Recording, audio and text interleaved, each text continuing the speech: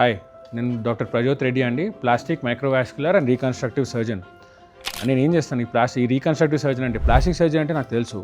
అంటే ఏంటి, మంచి చేస్తారు హీరోయిన్లు, హీరోలు, వీళ్ళకి ఇదే కదా కాస్మెటిక్ సర్జరీ కాదండి. నేను చేసేది రీకన్స్ట్రక్షన్ సర్జరీ, అంటే పునర్నిర్మాణం. మీరు క్యాన్సర్ వల్ల కొన్ని పార్ట్స్ ఆఫ్ ద బాడీ, కొన్ని భాగాలు తీయవలసి వస్తుంది.